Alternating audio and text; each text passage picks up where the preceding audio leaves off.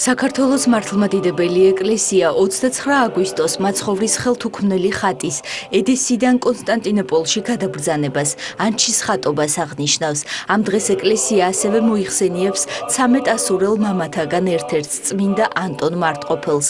ქრისტიანულ წყაროებზე დაყრდნობით მე-6 საუკუნეში სწორედ მას ჩამოუტანია საქართველოში მაცხოვრის ხელთუქმნელი კერამიონის ხატი.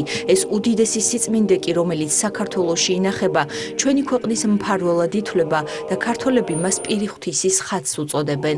უკვე რამდენიმე წელია სრულიად საქართველოს კათოლიკოს პატრიარქი, მცხეთა თბილისის მთავარ ეპისკოპოსი და ბიჭვინთისა და ცხუმ-აფხაზეთის მიტროპოლიტი, უწმინდესი და უნეტარესი ილია მეორე ყოველ 29 აგვისტოს ეროვნული მუზეუმის ოქროს საცავს სტუმრობს. ტრადიციულად დღესაც ანჩის ხატობის დღესასწაულთან დაკავშირებით საქართველოს ეკლესიის მწყემსმთავარმა მაცხოვრის ხელთუქმნელი ხატისადმი სავედრებელი პარაკლისი აღავლინა და სრულიად საქართველო უფალს შეავედრა. შეგეწიოთ უფალი, თქვენ და საქართველოს შეეწიოს. გილოცავთ ამ დიდებულ დღესასწაულს. დღეს ძალიან მნიშვნელოვანი დღეა ანჩის ხატობა, ანჩის ხატის ხელთუქმნელი ხატის დღეა. ულოცავ სრულიად საქართველოს, ანჩის ხატი ფარავდეს სრულიად საქართველოს და ვარ უბედნიერის, რომ ამ დღეს შესაძლებლობა მოუმეცა ეროვნული მუზეუმის საგანძურში ანჩის ხატის ორიგინალი მენახა. ჩვენ მუზეუმისთვის ეს განსაკუთრებული დღეა, იმიტომ რომ ამ დღეს მობრძანდება პატრიარქი, უკვე ტრადიციას იქცე. ეს უკვე მე-9 შემთხვევაა, როცა პატრიარქი მოვიდა და პარაკლისი გადაიხადა. ეს დიდი პატივი და დიდი ზეიმია მთელი მუზეუმისათვის. როგორც ცნობილია, ხელთუქმნელი ხატის შექმნა თავად უფალ იესო ქრისტეს უკავშირდება. მაშინ, როდესაც იესო ქრისტე ჯერ კიდევ ადამიანთა შორის ცხოვრობდა და მათ სასწაულებით აჯილდოვებდა, ქალაქ ედესის მმართველი ავგაროზი უკურნებელმა სენმა შეიპყრო. გადარჩენის იმედით მან თავისი ქვეშევრდომი იესო ქრისტესთან გაგზავნა და თან მისწერა, რომ თუ ამ სნეულებისაგან განკურნავდა, მის ყველა სურვილს შეასრულებდა. მხატვარი ჩავიდა მაცხოვართან, მაგრამ ხალხის სიმრავლის გამო ვერ შეძლო მასთან მიახლოება. მაშინ იგი შემაღლებულ ადგილას დადგა და შეეცადა ქრისტეს სახე ქართაზე გადაეტანა. მისი ყველა მცდელობა უშედეგო აღმოჩნდა. არა ამ ქვეყნიური მადლით გაბრწყინებული სახის დახატვა ვერ ხერხდებოდა. ამასობაში იესომ, რომელიც ხედავდა ანანიას მცდელობას, სახელით მოუხმო მას. შემდეგ ქრისტემ წყალი და პირსახოცი მოატანინა. პირი დაიბანა და 4-ხად გაკეცილი ტილოთი შეიმშრალა. მაშინ ტილოზე მაცხოვრის სახე სასწაულებრივად გამოისახა. გახარებული ანანია ედესისკენ გაემართა. იერაპოლთან მას შემოაღამდა და ქალაქის განაპირას მცხოვრებ მეკოთნესთან გაათია ღამე. ხატი კი იმის შიშით, რომ არ დაზიანებულიყო, ორ გამომწვარ კეცს შორის ჩაასვენა. როდესაც სიწმინდე კეცებიდან ამოასვენეს, ნახეს, რომ მაცხოვრის სახე ზემო კეცზეც გადასულიყო. მე-6 საუკუნეში მაცხოვრის ხატიანი კეცი მონოფიზიტური მწვალებლობის მიმდევართა ტაძარში მოხვდა. სწორედ იქ ნახა პირველად წმინდა ანტონ მარტყოფელმა და ეს უდიდესი სიწმინდე მწვალებელთა ხელში რომ არ დარჩენილიყო, ფარულად წამოაბრძანა და როცა წმინდანი იოანე ზედაზნელთან ერთად საქართველოში ჩამოვიდა, ხატიც თან გამოიყოლა. ცნობილია, რომ მაცხოვრის ხელთუქმნელი ხატიდან კეცზე გადასული ასლი ანტონ მარტყოფელის გარდაცვალების შემდეგ მარტყოფში ინახებოდა.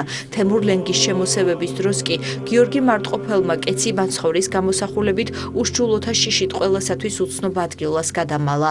უფლის ხელთუქმნელი ხატი კი ედესაში ჩაასვენეს. მასთან მიახლებისას ავგაროზი 6 წლიანი მძიმე ავადმყოფობისგან განიკურნა. მაშინ ავგაროზმა ხელთუქმნელი ხატი ფიცარზე დააკვრევინა. შეამკო იგი და ქალაქის ბჭეებს ზემოთ გამოკვეთილ ნიშში დააბრძანა. მე-7 საუკუნეში ედესას არაბები შეესივნენ. არაბებისგან დასაცავად ბერძნებმა მაცხოვრის ხელთუქმნელი ხატი ედესიდან კონსტანტინოპოლში გადააბრძანეს და წმინდა სოფიას ტაძარში დაასვენეს.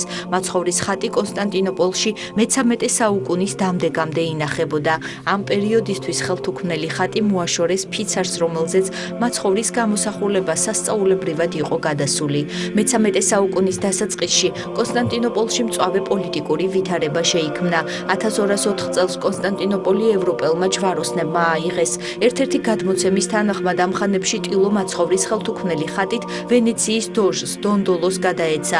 ამ უკანასკნელმა სიწმინდე ვენეციაში გააგზავნა გემით, რომელიც ერთ-ერთ წყაროზე დაყრდნობით მარმარილოს საყარელოს ზღვაში ჩაიძირა. ფიცარს, რომელზეც ხელთუქმნელი ხატი იყო დაკრული, იმ მიზნით, რომ ეს უდიდესი სიწმინდე მართლმადიდებლურ სამყაროს როგორმე შეენარჩუნებინა, იგი კონსტანტინოპოლიდან საქართველოში, კერძოდ მთიან კლარჯეთში გადაასვენეს და ანჩის საყდარში დააბრძანეს. ამ პერიოდიდან ხელთუქმნელ ხატს ანჩის ხატი ეწოდა. ანჩელმა მთავარეპისკოპოსმა იოანემ წმინდა კეთილმსახურ მეფე თამარს ხელთუქმნელი ხატის ძვირფასი თვლებით შემკობის ნებართვა სთხოვა.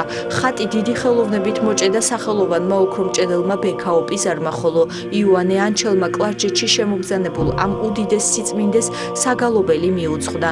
მაშინ, როდესაც კონსტანტინოპოლი ოსმალთა ხელში გადავიდა, ხელთუქმნელი ხატი ანჩიდან ახალციხეში გადაუსვენებიათ, საიდანაც იგი ჯერ სოფელ ჭალში მოხვდა, შემდეგ კი თბილისში ჩამოაბრძანეს და მე-7 საუკუნეში ყოვლადწმინდა ღვთისმშობლის სახელზე აგებულ ტაძარში დაასვენეს. ამის შემდეგ მაცხოვრის ხელთუქმნელი ხატის სადიდებლად ტაძარს ანჩის ხატი ეწოდა. მოგეხსენებათ, ანჩის ხატობა ქართველებზე დიდი მადლია გადმოსული მაცხოვრისგან. მაცხოვრის პირველი ხელთუქმნელი ხატი ჩვენს მიწა-წყალზეა და დღევანდელ დღეს საზოგადოება ღირსეულად აღნიშნავს ამ დღესასწაულს. დღეს უდიდესი დღესასწაულია, უდიდესი სიხარულია, განსაკუთრებით პატრიარქი მოგზანდება ყოველ წელს მუზეუმში, სადაც არის ანჩის ხატის დედანი, ხელთუქმნელი ხატი დაბრძანებული. და რა ვიცი, ყველას ულოცავთ. დღეისათვის ეს უდიდესი სიწმინდე პირიხუთის ხატი ეროვნული მუზეუმის ოქროს ფონდშია დაცული.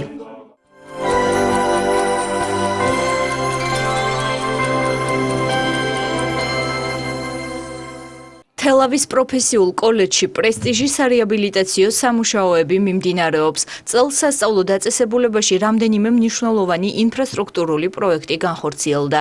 შენობა გადაიხურა, გამოიცვალა კარფანჯარა, გაკეთდა გათბობის თანამედროვე სისტემა, მოწესრიგდა სველი წერტილები. შენობა ადაპტირდა სპეციალური საგანმანათლებლო საჭიროების მქონე სტუდენტებისთვის. სარემონტო სამუშაოები საქართველოს განათლებისა და მეცნიერების მინისტრის მოადგილემ და თელავის მერმა დაათვალიერეს. შენობის რეაბილიტაციის პროცესი მომავალ წელსაც გაგრძელდება და მოხდება კოლეჯის სრული აღდგენა და ინვენტარით აღჭურვა. აღსანიშნავია, რომ კოლეჯი პრესტიჟი, სადაც 30-მდე პროფესიული პროგრამა ხორციელდება, ერთ-ერთი წარმატებული პროფესიული სასწავლებელია კახეთის რეგიონში. თელავის პროფესიულ სასწავლებელ პრესტიჟში სახელმწიფომ ითავა და განახორციელა სარეაბილიტაციო სამუშაოები.